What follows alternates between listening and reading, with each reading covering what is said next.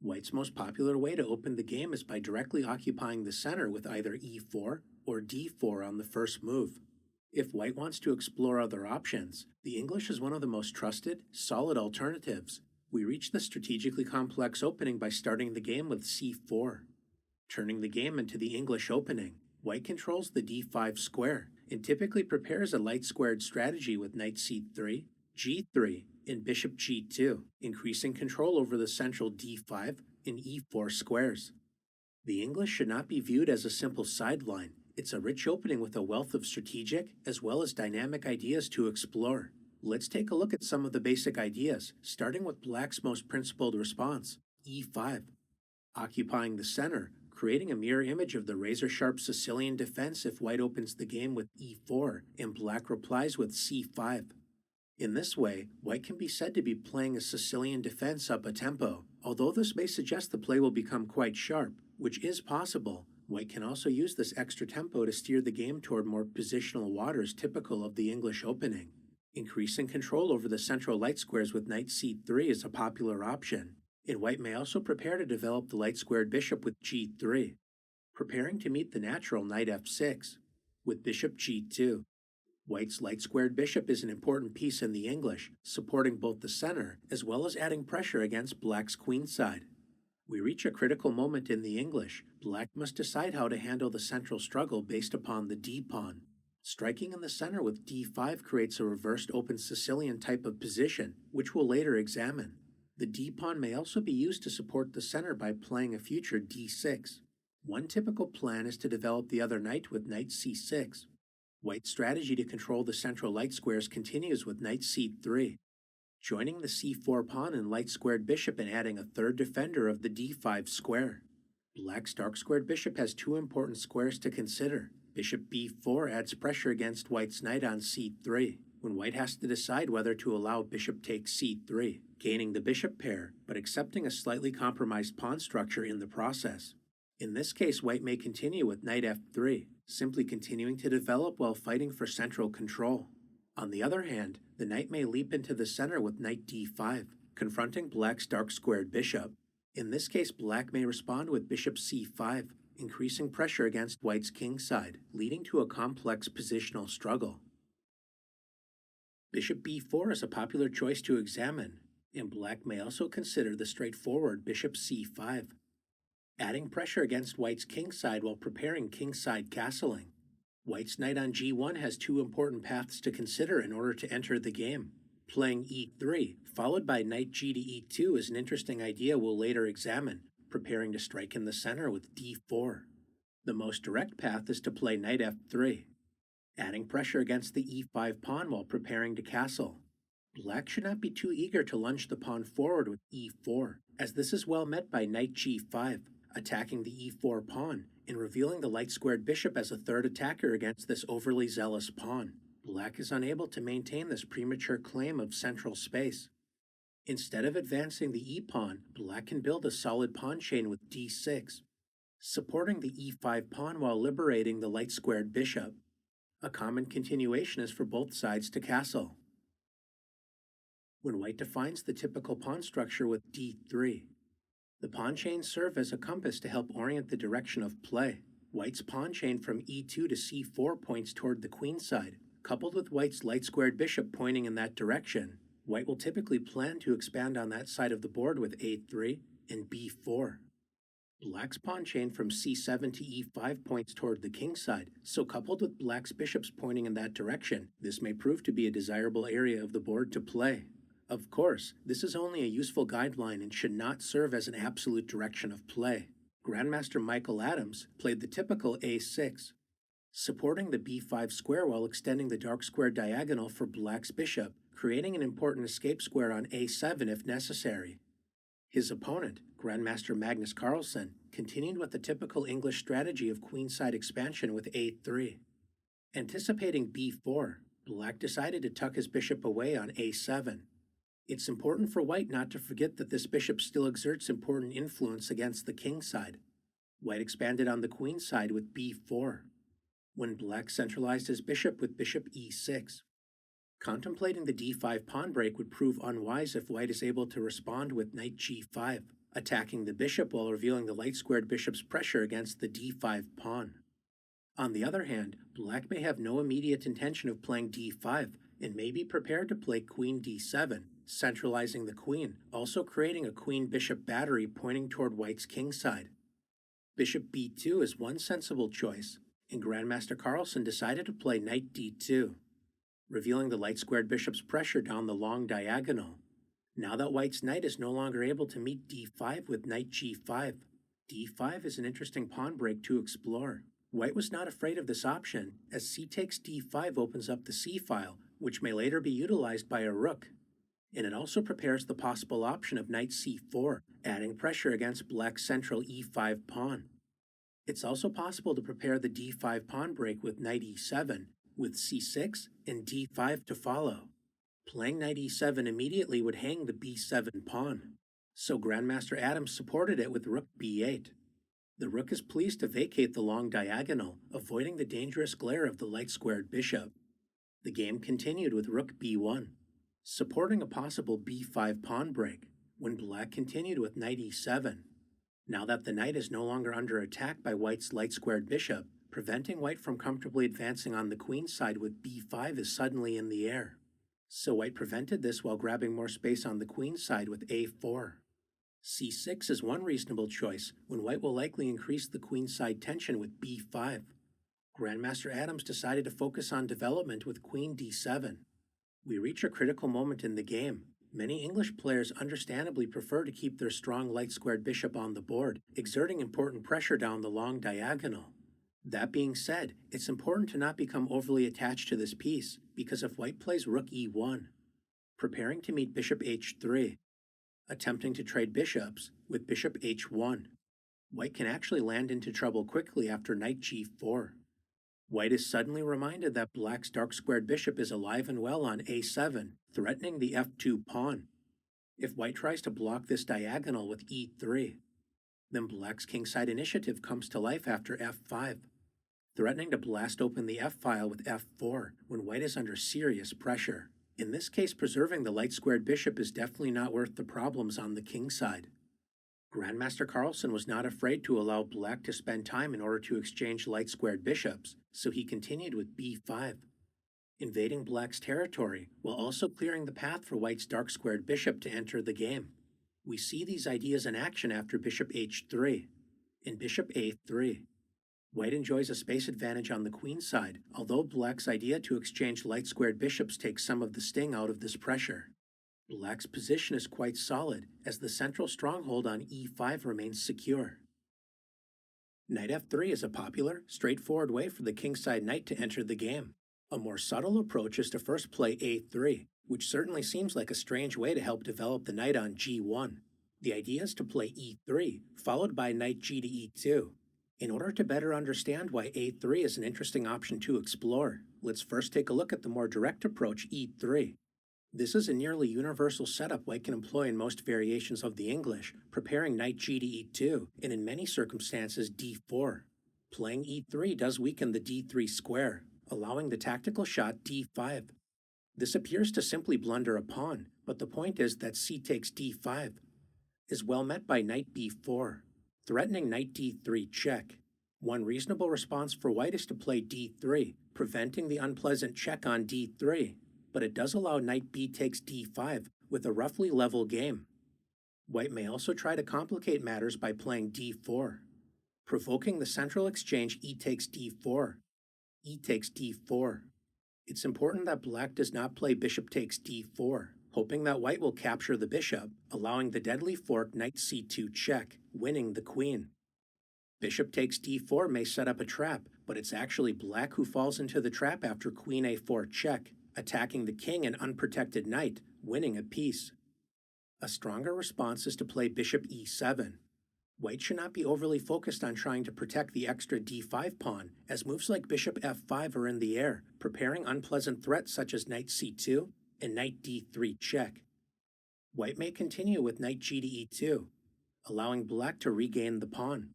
This is a perfectly playable option as long as white is comfortable playing with an isolated queen's pawn. There is plenty of play in the position, but some players prefer to avoid opening the game and clarifying the structure so quickly. Playing the immediate e3 is certainly worth exploring, although black appears to gain a good game after d5. An interesting way to prepare this move is by first playing a3. This helps prepare e3, as black cannot rely upon d5, followed by knight b4. a3 is also a useful move to prepare queenside expansion with b4. It's possible to discourage this plan with a5, but this does weaken the b5 square, and white may still be able to achieve an eventual b4 with proper preparation. A more flexible choice is to play in the style of Grandmaster Michael Adams with a6, creating the familiar escape square on a7 if necessary. His opponent, Grandmaster Viktor Lasnichka, continued with e3. When after black castled, we see the kingside knight enter the action from the e2 square. The knight is a bit less active than it was on f3, but in this case the light-squared bishop enjoys greater freedom on the long diagonal. Grandmaster Adams continued with the typical d6, supporting the center while liberating the light-squared bishop. White has a variety of options to explore, including b4 and castling kingside, but white decided to play the prophylactic h3, discouraging bishop g4 as white prepares the central pawn break d4.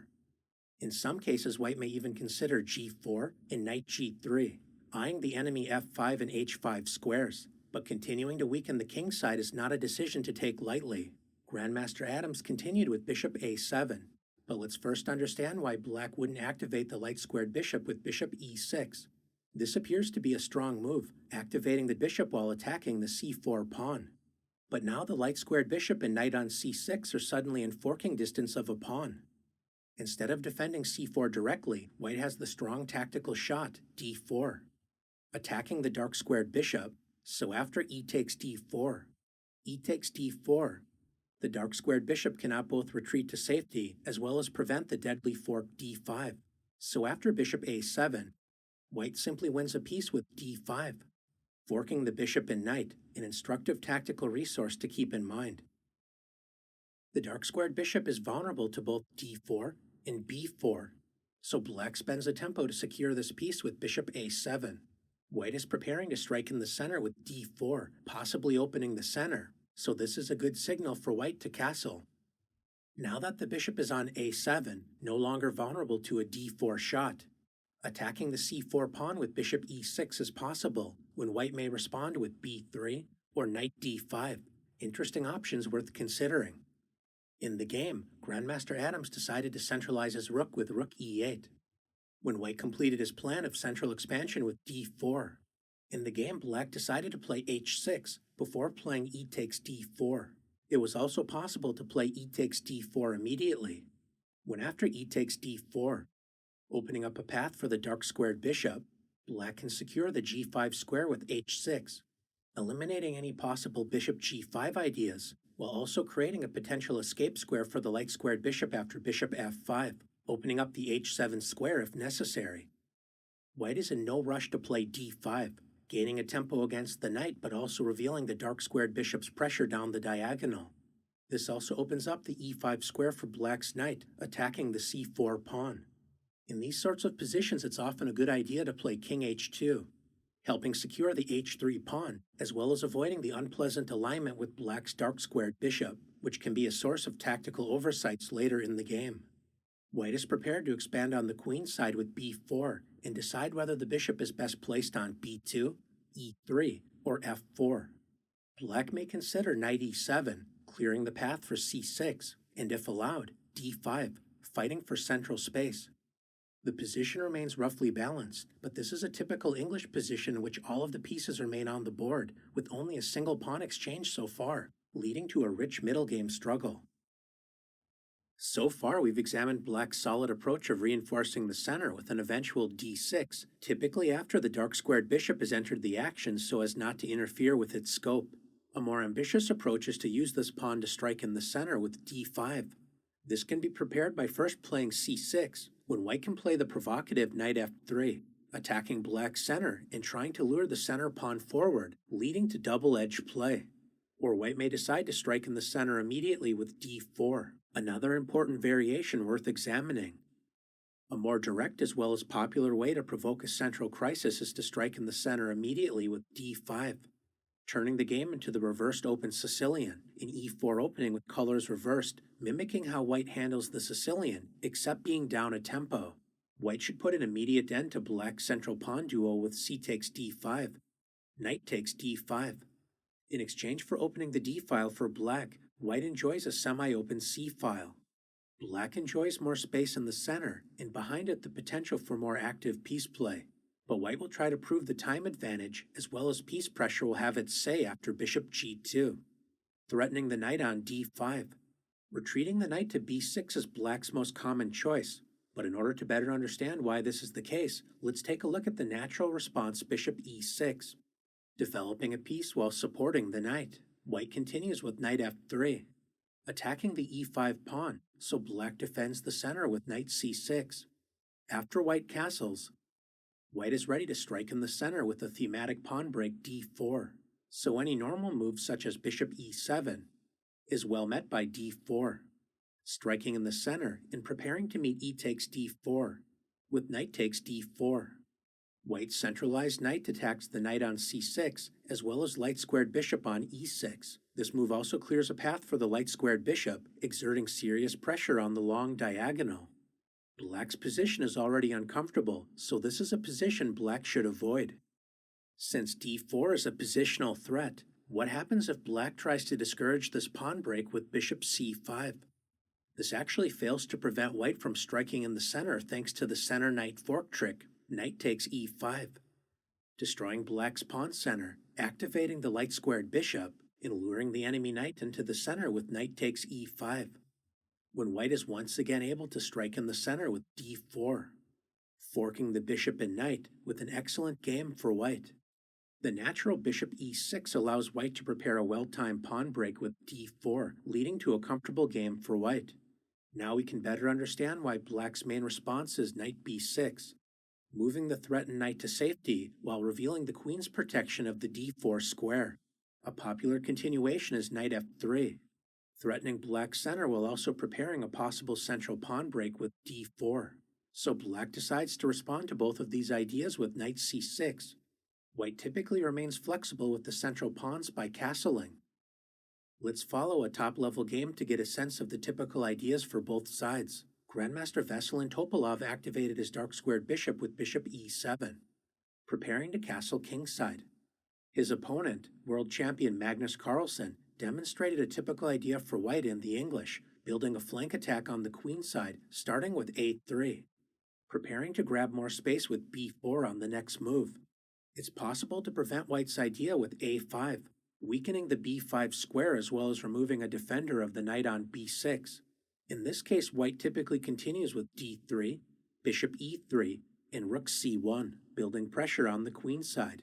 Black will likely castle, followed by centralizing the light-squared bishop with bishop e6, leading to complex play. Instead of spending a tempo on discouraging b4, Grandmaster Topalov decided to castle. When after b4, it looks like b5 is a serious threat, removing the guard of the e5 pawn. But Grandmaster Topalov continued with the main response, bishop e6. This is a clever move, trying to lure white into playing b5, when black is prepared to centralize the knight with knight d4. White is still doing fine and may consider playing a move such as rook b1, but if white tries to grab a pawn with knight takes e5, this is punished by bishop b3. Suddenly white's queen is short of squares, and unlike with the rook on b1, when white can respond with rook takes b3, white's queen is forced to the e1 square, allowing black to play the powerful knight c2, forking the queen and rook with a completely crushing position. Instead of playing b5 immediately, Grandmaster Carlsen calmly played rook b1, supporting the b4 pawn while eliminating any knight d4 tricks as the rook protects the b3 square. This means that white is actually threatening b5, preparing to win the e5 pawn on the next move.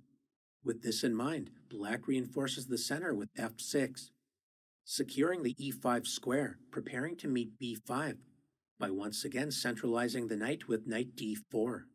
Trading knights allows black to control more space with e takes d4, gaining a tempo against the knight on c3. Once the knight moves, black will continue with bishop d5, centralizing the bishop while trying to neutralize white's light-squared bishop. We once again see the value of the rook on b1, preventing any bishop b3 tricks, so white evicts the invading knight with e3. Initiating the exchange, knight takes f3 check. Bishop takes f3. The light-squared bishop makes its presence known, attacking the sensitive b7 pawn. One interesting option to explore is queen c8, defending the pawn on b7, creating a queen-bishop battery pointing toward white's kingside, and this also clears the d8 square for black's rook, aligning with the enemy queen. In the game, Grandmaster Topalov decided to defend the pawn with rook b8, when Magnus advanced in the center with d4. Not minding an exchange of pawns with e takes d4, e takes d4, accepting an isolated queen's pawn, but opening up a path for the dark-squared bishop, as well as opening up the e-file for white's rook. White is prepared to grab more space on the queen side with a4, and possibly gain a tempo against the knight with a5. In the game, black decided to support the e5 pawn with bishop d6, and another interesting idea is to play queen d7, connecting the rooks on the back rank while activating the queen. White's position may be slightly more comfortable to play, but black is certainly not without resources as well. e5 is black's most critical response to the English, directly occupying the center, challenging white's overall strategy to control the center from a distance. It's worth noting that if black is willing to face the queen's gambit, then we may see e6, crossing white's plan to dominate the central light squares, preparing to meet knight c3 with d5. Striking in the center, when white will likely transpose into the queen's gambit declined after d4, transposing into one of the more solid openings after white opens the game with d4 on the first move. Another interesting way to fight for control over the central light squares is with c6, limiting the scope of white's light-squared bishop if white continues with g3 and bishop g2. White may decide to respond with e4, transposing into the Caro-Kann after d5, one of the more solid defenses against e4 on the first move. Just like playing against e6 on the first move, white may decide to play the flexible knight f3. When after d5, white has several interesting choices. d4 transposes into a Slav or semi-Slav defense. g3 or b3 turns the game into the ready opening, a close relative to the English, which is a subject of another video. The main point to keep in mind is that the English isn't fully an independent opening system, so a willingness to learn the ready or Queen's Gambit positions will strengthen your understanding, as well as overall ability to play the English as white. We conclude our initial journey in the English opening with black's symmetrical response, c5. Instead of trying to immediately imbalance the game like e5 on the first move, this symmetrical approach is a solid alternative, allowing white to provide more information before committing to a particular setup. Just like the e5 lines, we are merely scratching the surface of this fascinating variation, as there are so many different approaches to consider. White can explore knight f3, preparing a quick central strike with d4, with or without the inclusion of e3. Let's see what happens when both sides continue to play in a symmetrical manner with knight c3, knight c6, g3, and g6. The kingside bishops exert their influence over the long diagonals with bishop g2 and bishop g7. We maintain a symmetrical position, but this does not mean that both sides are content with a lifeless draw.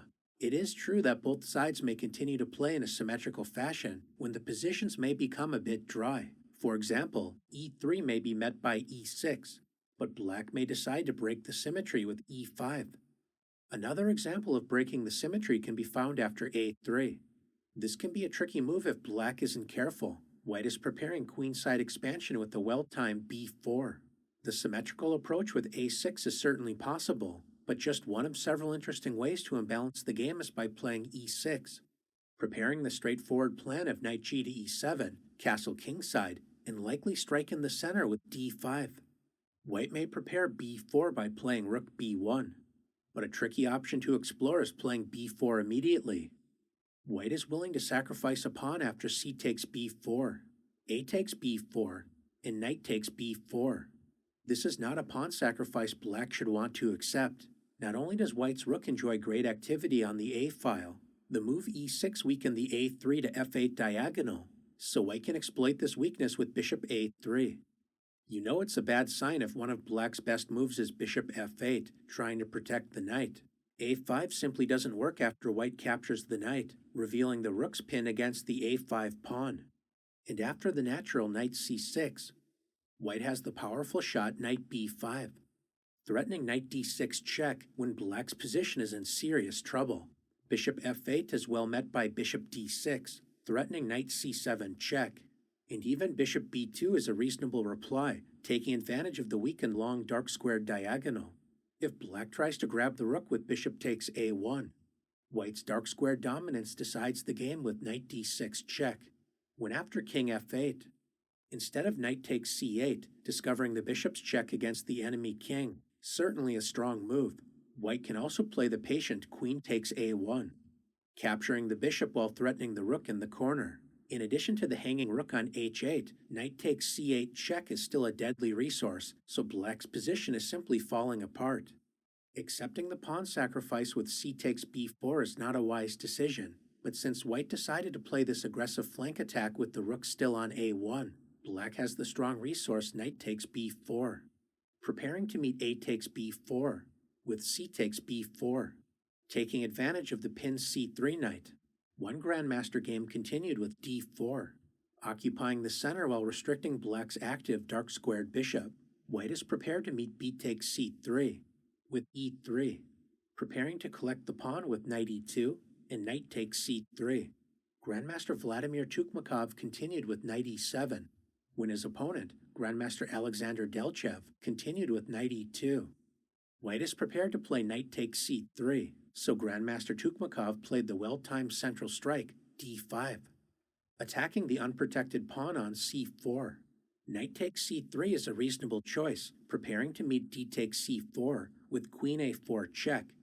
Grandmaster Delchev decided to play the more combative c takes d5, preparing to meet knight takes d5, supporting the c3 pawn with bishop a3, preventing black from castling for the time being.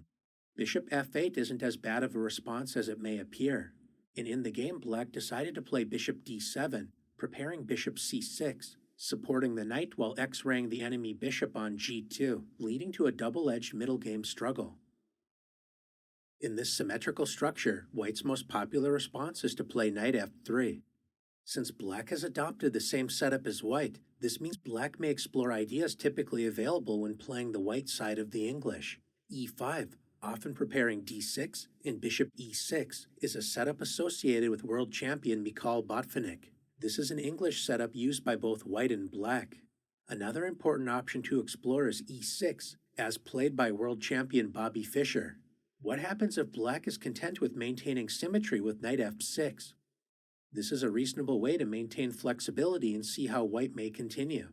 There's nothing wrong with maintaining symmetry by castling, but if white would prefer to break the symmetry, then we can explore the central strike d4. If black tries to take the symmetrical approach to the extreme with d5, this is actually not as bad as it looks, but not only is castling a reasonable option, white can break the symmetry immediately with d takes c5, opening up the d-file for the queen, with an excellent position for white. As white fights for more central control, the d4 pawn adds pressure against c5, while also contemplating the space-gaining d5. In response to d4, black typically exchanges pawns with c takes d4, knight takes d4, resolving the central tension, but revealing the light-squared bishop's pressure against the knight on c6. This makes playing d6 more difficult, as this would remove an important defender of the c6 knight. It's possible to play knight takes d4 immediately, or in a battle between world champions, Grandmaster Vishwanathan Anand decided to castle. His opponent, Grandmaster Vladimir Kramnik, followed suit by castling as well. The provocative knight g4, discovering the dark-squared bishop's pressure against the knight on d4, is certainly a playable option the interested viewer may explore. But since the pressure against the knight on c6 makes the natural d6 difficult to play, Grandmaster Anand played the straightforward knight takes d4. Queen takes d4. This is a sensitive square for white's queen, as it aligns with the enemy dark-squared bishop. There isn't a useful discovery with the knight just yet, but this is an important theme to keep in mind. After exchanging knights, black typically plays d6. supporting the center while opening up a diagonal for the light-squared bishop. The dynamic potential of the dark-squared bishop should not be underestimated, because if white decides to play b3, supporting the c4 pawn and possibly preparing to fight for dark-squared control on the long diagonal, black can take advantage of the weakened dark squares with the central shot d5, attacking the c4 pawn while supporting the deadly threat knight e4, unleashing the dark-squared bishop's pressure against the queen and knight on the long diagonal. If white responds with c takes d5, this is well met by knight takes d5, discovering the bishop's attack against the queen, preparing to meet queen takes d5, with bishop takes c3, attacking white's rook on a1 as black's position is coming to life. White can still hold the balance with bishop h6, although this does allow an exchange of queens, followed by rook d8, when black enjoys an active position. Grandmaster Kramnik resolved the unpleasant alignment between white's queen and the enemy dark-squared bishop by playing queen d3, vacating the long dark-squared diagonal while still supporting the center, attacking the queen with bishop f5, provoking e4, restricting the light-squared bishop, before playing bishop e6 is an interesting option. And it's also possible to play like Grandmaster Anand with bishop e6, adding pressure against the c4 pawn and offering a sacrifice on b7. If white decides to accept this pawn sacrifice with bishop takes b7, black is prepared to respond with rook b8, taking advantage of the newly opened b-file, followed by queen a5, connecting the rooks on the back rank, building active counterplay against white's queenside. Instead of weakening the long dark-squared diagonal with b3, Grandmaster Kramnik decided to develop the dark-squared bishop to the modest d2 square, connecting the rooks on the back rank while supporting the knight on c3. The bishop may even find a moment to use the c3 square at some point, fighting for control over the long diagonal. Grandmaster Anand continued with queen d7, creating a queen-bishop battery pointing toward white's kingside while also supporting the b7 pawn. Kramnik continued with rook f to d1, centralizing the rook, aligning with the enemy queen on the d-file.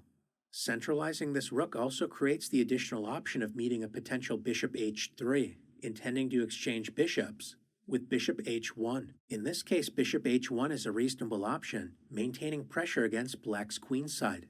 The bishop on h1 can look a bit awkward, but since black does not have a direct kingside attack, the placement of the bishop should not be a serious issue. White has a fairly straightforward way to complete development with rook a to c1, supporting the c-file while vacating the long diagonal, preparing to solidify the c3 pawn with b3. The c4 pawn fought for control over the d5 square from the very first move of the game, and it still remains an important positional factor, preventing black's d-pawn from favorably advancing. Rook a to b8, supporting the b7 pawn while vacating the long light-squared diagonal, as well as deciding to place either rook on c8 are interesting options to explore. Grandmaster Anand decided to generate counterplay with knight g4, preparing knight e5, attacking the queen as well as the c4 pawn. So Kramnik anticipated this idea by playing b3, reinforcing the c4 pawn but removing a defender of the knight on c3. This is why Kramnik's bishop on d2 is useful, helping support this knight. White is ready to address the unpleasant tension down the long diagonal with rook a to c1, so Anand attacked Kramnik's queen with knight e5. White centralized the queen on e4, attacking the b7 pawn. Black defended the pawn with rook a to b8, when white continued as planned with rook a to c1. White enjoys a space advantage thanks to the c4 pawn and overall light square control. The queen may find a more secure post on h4, adding pressure against black's kingside. This type of positional squeeze is a common goal for English players, and although it may be difficult for black to find concrete counterplay, the position itself remains relatively resilient with resources such as b6, relieving the tension between the b-pawn and white's light-squared bishop, as well as rook f to c8, clamping down on the c5 square. The English is a popular alternative to immediately occupying the center and may often transpose into d4 and in some cases e4 openings. This flexible opening also has its own independent lines to explore, initially fighting for central control from the flanks, delaying an immediate central confrontation. The English opening often produces subtle, positional struggles, but if both sides are willing, the game can become quite sharp. Thanks for exploring the strategically rich opening, and best of luck the next time c4 makes an appearance in your game, right here on chess.com.